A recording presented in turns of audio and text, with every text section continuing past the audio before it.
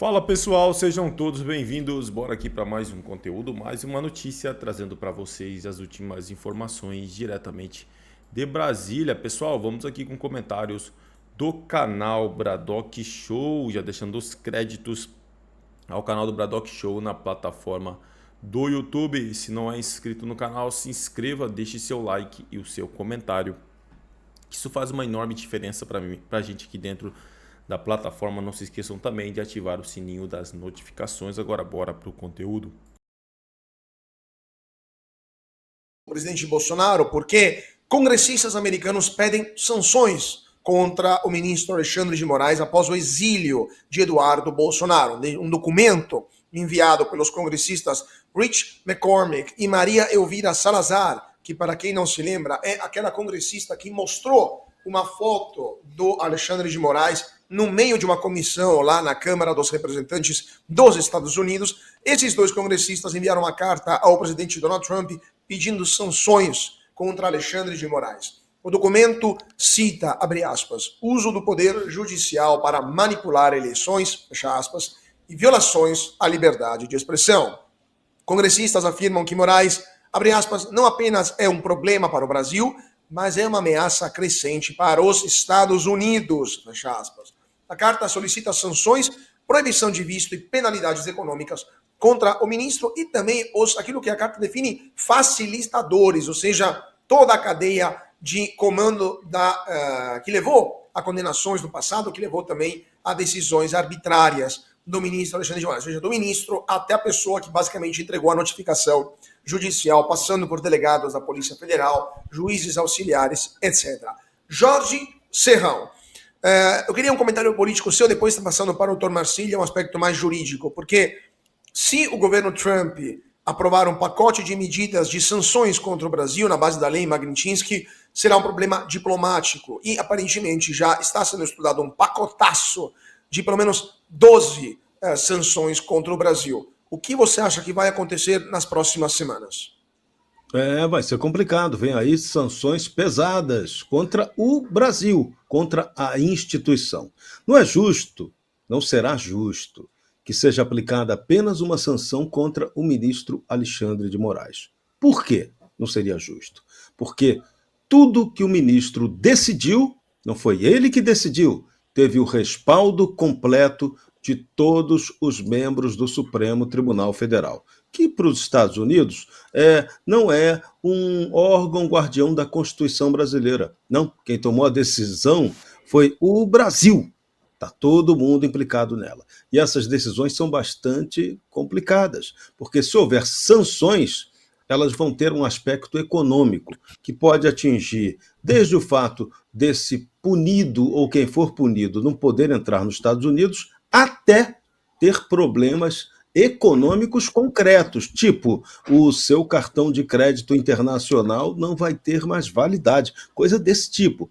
O bem que você ganhou o seu dinheirinho aqui no Brasil e aplicou comprando imóveis, por exemplo, nos Estados Unidos ou em outros lugares, o seu bem pode ficar aí penhorado ou confiscado por decisão americana.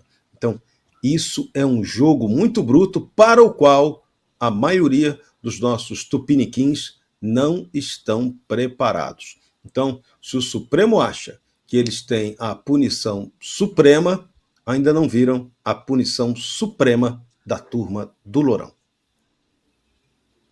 Doutor Marcília, na sua opinião também, essas sanções podem mudar algo?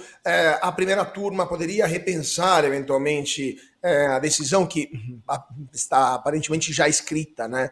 Ou seja, de condenar o ex-presidente Bolsonaro, né? Ou, como é de costume do ministro Alexandre de Moraes, ele vai dobrar a aposta e querer enfrentar, e levar o Brasil inteiro a enfrentar o governo americano?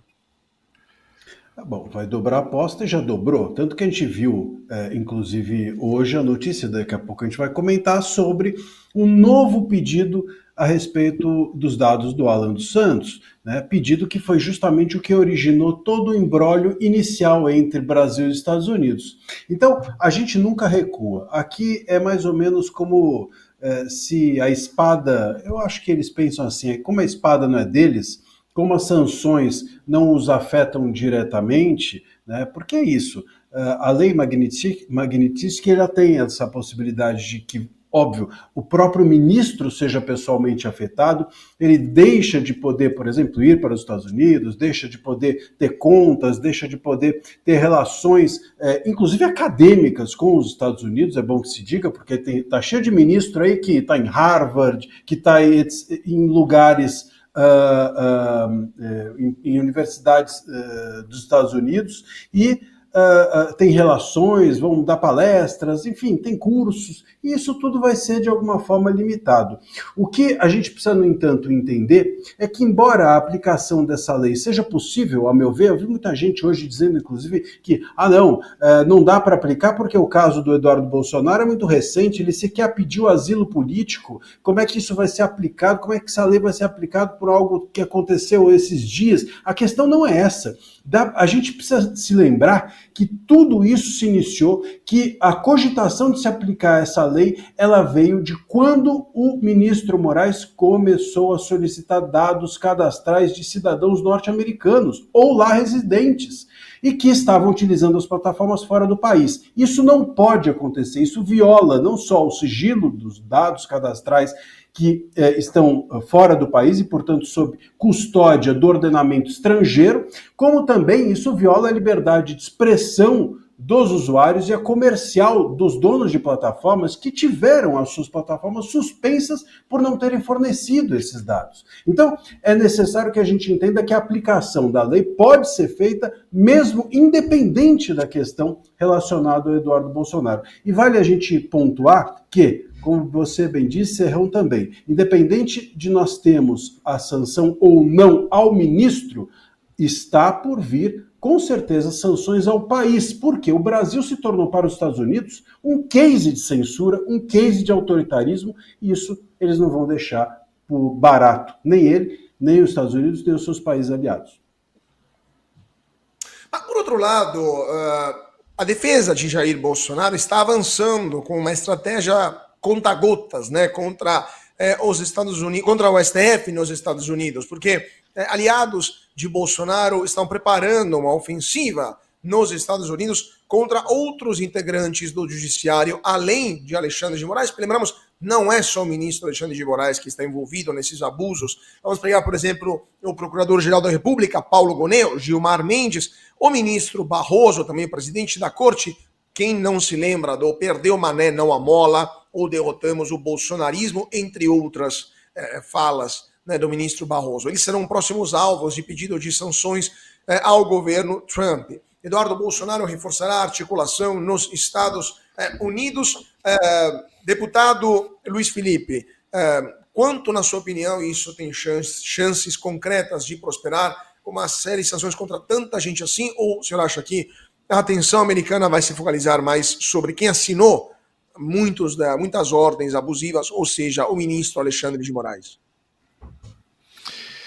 Olha, os precedentes dizem, ao menos os precedentes que eu tenho conhecimento, dizem que o sistema judiciário norte-americano, ele vai agir e vai agir em todos os relacionados até o último momento e durante um tempo infinito. Lá não tem essa coisa de processo caducar, não tem essa coisa de fazer interferência do Supremo num julgamento que está ocorrendo em primeira instância, e todo esse caso está sendo levado pela primeira instância. Então basta qualquer advogado para reabrir o caso, para incriminar mais pessoas com mais provas. Então é isso que está acontecendo. Eu tenho confiança que o sistema judiciário norte-americano, e vamos só fazer esse comentário aqui, deixar bem claro do que eu estou falando. Nós estamos falando do, talvez, possivelmente e arguivelmente, o melhor sistema judiciário do mundo, em termos de transparência, em termos de estabilidade, em termos de garantir liberdades individuais e de prover a justiça. Então, considerando esses atributos, o sistema norte-americano é um dos melhores do mundo, né? Não acho que há rival à altura, mas pode existir um outro aí, talvez algum país europeu. Deixar isso bem claro. E como é que é o sistema judiciário brasileiro? Existem vários relatórios de diversas entidades, governamentais, não governamentais, ONGs internacionais, que dizem apontam que o judiciário brasileiro é um dos piores do mundo. É um dos piores do mundo. Então, só para você ter ideia do que estamos falando aqui. Estamos falando do melhor sistema judiciário versus o pior sistema judiciário. Então, se existe alguma coisa aqui para se acreditar, é que o melhor sistema judiciário certamente fará um melhor trâmite desta questão do que está acontecendo no Brasil do que o próprio sistema judiciário brasileiro. Nesse quesito, é ponto pacífico. E eu acho que essa intervenção, se por acaso ocorrer, do ponto de vista individualizar essa conduta, eu acho que é o melhor caminho. Eu acho que vai ser assim que eles vão conduzir. Eu acho difícil elevar isso para uma sanção de país, porque não cabe. Tanto que a leitura da inteligência norte-americana sabe que não é o país que está sendo representado pelo governo ou pelo judiciário brasileiro. Entende muito bem que é uma pequena junta que está no comando. E é essa pequena junta na qual, se houver abertura dentro do sistema judiciário norte-americano, eles vão agir e agir até levar isso a cabo. Eu não elimino aí a possibilidade de criminalização de centenas de pessoas, tá? Isso já tem precedentes, então é por aí que eu estou pensando. Deputado Ramagem, na sua opinião, se o judiciário americano, se o governo americano, aliás, antes do judiciário aplicar sanções e eventualmente tiver uma série de processos abertos também por parte do judiciário americano contra expoentes do STF ou toda a cadeia de comando, né, do ministro Alexandre de Moraes até o próprio delegado da Polícia Federal e também até mesmo quem entregou a notificação judicial ilegal. Na sua opinião, a Câmara dos Deputados, o Congresso Nacional como um todo, vai atuar de forma mais contundente contra o STF para parar de vez esses abusos ou vai ficar aguardando que as consequências, que a ação de fato venha dos Estados Unidos? Infelizmente, vai ficar aguardando. O que a gente vê, né, é que já não se esconde mais do mundo essa camuflagem de democracia, o mundo já está atento e alerta que aqui há arbitrariedades, há um estado de exceção, há uma ditadura judicial. Mas, infelizmente, muitos fecham os olhos por conivência, por vantagens, outros por ignorância, é o que a gente está vendo. Mas o processo está andando nos Estados Unidos de forma célere, como é de costume deles, e de forma séria. E são os três poderes americanos que estão trabalhando. Não é porque o Eduardo Bolsonaro tem a maior função de excelência, é quem levou os fatos, diversos parlamentares estiveram nos Estados Unidos, mas ele realmente que abriu as portas e levou a conscientização do que está acontecendo. E lá no Congresso americano, que estão em duas comissões permanentes, a comissão que fiscaliza o judicial e a comissão de relações exteriores, estão fazendo uma instrução probatória séria, e no mundo inteiro, sobre essas violações. E o que eles olham? Violações a princípios norte-americanos, e a liberdade é um dos maiores deles, e as violações às pessoas físicas, jurídicas e sob jurisdição norte-americana. E para se manter essa ditadura judicial que o Brasil vive, eles tiveram que extrapolar e invadiram essas pessoas e a jurisdição americana. Então, o que está sendo feito é levar o executivo. Essa lei Magnitsky, o nome dela é Lei Global Magnitsky, é feita exatamente para não uma interferência direta, mas porque eles se preocupam com o próprio Estados Unidos, com a própria free speech ser levado ao mundo. É isso aí, pessoal, e vamos aqui para mais uma notícia. STF decide que Moraes, Dino e Zanin estão aptos a julgar suposta tentativa de golpe. Ministro André Mendonça foi o único que divergiu e votou pelo impedimento dos colegas. O Supremo Tribunal Federal concluiu o julgamento nesta quinta-feira e decidiu que os ministros Alexandre de Moraes, Flávio Dino e Cristiano Zanin estão aptos a atuar na análise da denúncia sobre suposta tentativa de golpe de Estado após as eleições de 2022. O único ministro a votar contra a maioria foi André Mendonça, que se manifestou favorável ao impedimento de Moraes e Dino. 9 ministros já haviam votado contra os recursos apresentados pelo ex-presidente Jair Bolsonaro e pelo general Walter Braga Neto, que buscavam impedir a participação de Dino, Moraes e Zanin no julgamento. Com o voto de Mendonça, o placar final ficou em 9-1 favorável à continuidade de Moraes e Dino no caso e 10-0 para a permanência de Zanin na análise da denúncia. O julgamento teve 10 votos ao todo, já que nos casos envolvendo os próprios ministros, como Dino, Moraes e Zanin, eles não puderam votar em suas próprias ações. Quando puderam votar, os ministros acompanharam a maioria e se manifestaram a favor de suas permanências. Com isso, a análise da denúncia apresentada pela Procuradoria-Geral da República seguirá com a primeira turma do STF marcada para os dias 25 e 26 de março. A turma é composta pelos ministros Cristiano Zanin, ex-advogado de Lula, Alexandre de Moraes, uma das possíveis vítimas do suposto golpe, e Flávio Dino, ex-ministro de Lula, além de Carmen Lúcia e Luiz Fux, ambos indicados pelo PT. É isso aí, pessoal. Agradeço a vocês pela companhia. Se não é inscrito no canal, se inscreva, deixe seu like e o seu comentário, que isso faz uma enorme diferença para a gente aqui dentro da plataforma. Desde já agradeço. Valeu!